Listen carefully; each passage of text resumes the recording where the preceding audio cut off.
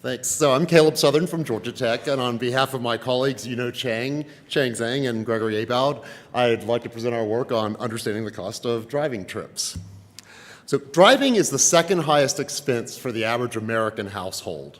And I was shocked when I learned this. We spend in the United States more on driving on average than we do on healthcare or on food. But despite that, we don't know how much the total cost of owning and operating a vehicle is. By and large. And in fact, most of us can't even estimate the cost of a common trip like a commute of driving from home to work or vice versa. And the reason for this is that typically people tend to think of just the fuel cost mainly with the cost of each driving trip they take.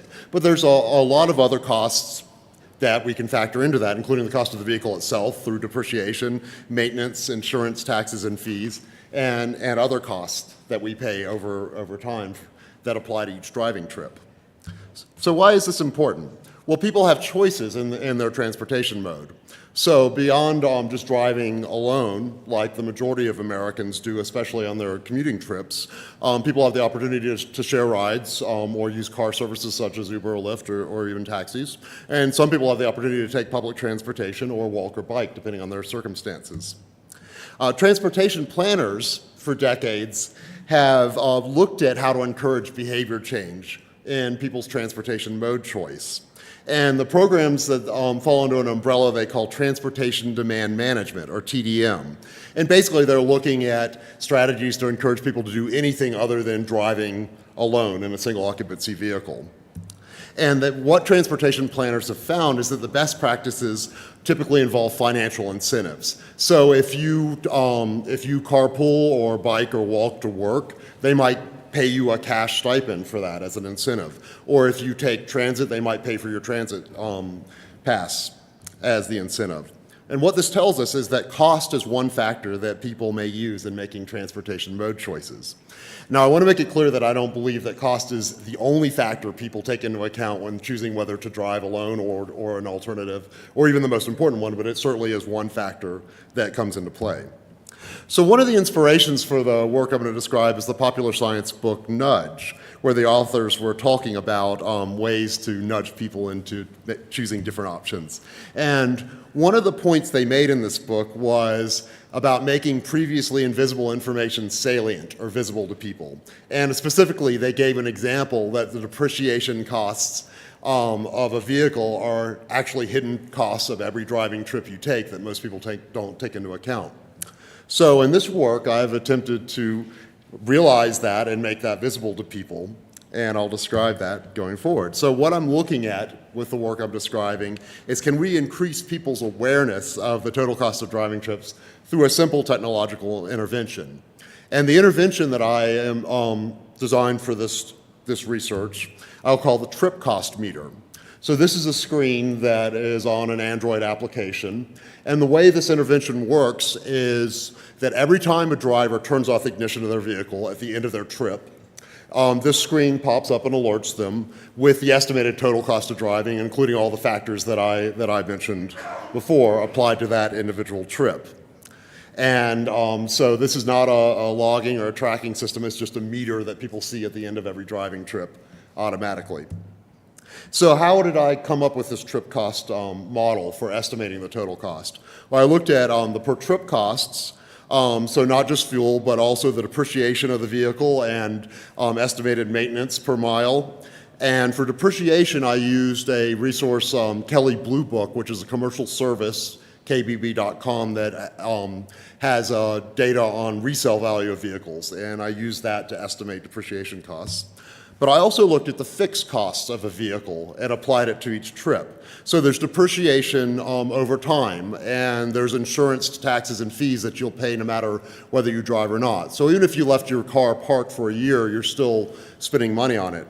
And the way that I applied that to each individual driving trip is I asked people to estimate how many miles per year do you drive this vehicle, and then I just prorated the length of each individual trip compared to the divided into the fixed cost per year. So for example, if you took a 10-mile trip and you drive 10,000 miles a year, that's 0.1% of your annual fixed costs applied to that trip. So with this model, the only inputs I need to come up with the per trip cost is the distance driven and the fuel used. And the rest of the data is constants that I figure out in advance for each individual driver and vehicle. So the distance, I use the GPS on the phone with the app that I showed you before. And for the fuel, I used a device called an OBD, or onboard diagnostics, which in the United States is present on every vehicle built since 1996. And this allows you to communicate, in my case from the smartphone, to the engine computer, and I was able to indirectly get data that would give me the actual fuel usage. I was also able to use the OBD to automatically segment the beginning and end of trips, so the driver didn't have to say, I'm starting a trip and stopping it. It was automatically detected for them.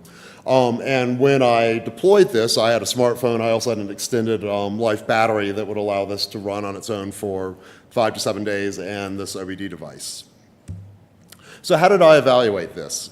So I recruited some users and did first a pre-survey, and I asked them about their daily commute trip, which is a common thing transportation planners look at. So that's from home to work or work to home.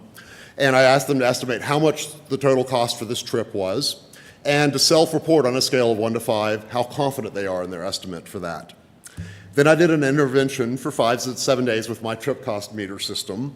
So after every driving trip they took, they were able to see an estimated total cost of that trip, including their commute trips. Then after the intervention, I went back and asked them the same questions. How much did your commute cost, or how much do you estimate your commute cost was, and how confident are you in it? And also did some interviews.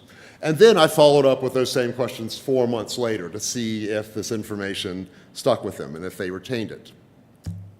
So 9 participants completed the study, and I have 5 to 7 days of driving trips logged for every participant. There are 145 total driving trips from all participants. That includes every driving trip they took. And of those, nearly half, or 62, were commutes, being defined as from home to work or vice versa.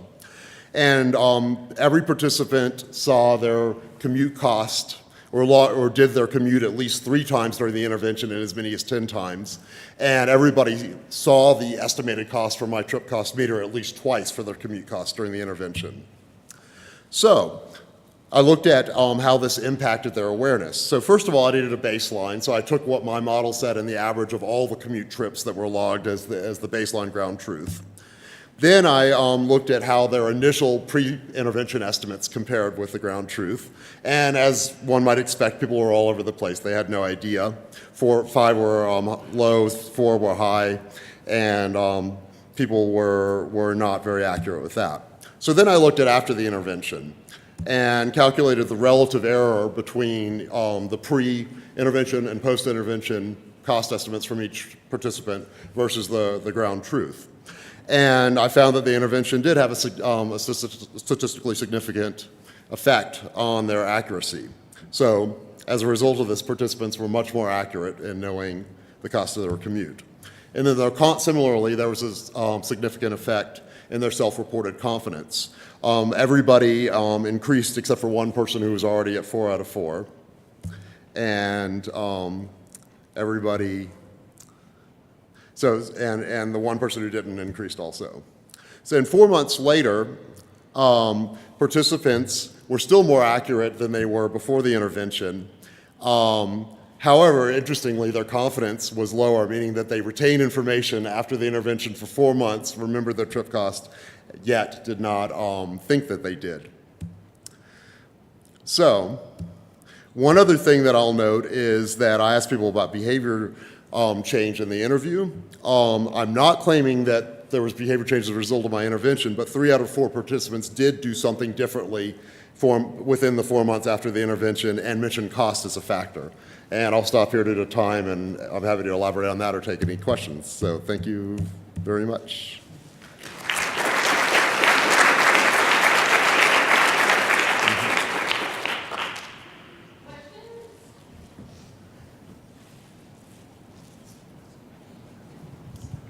Hi, Dave Miller from Stanford University.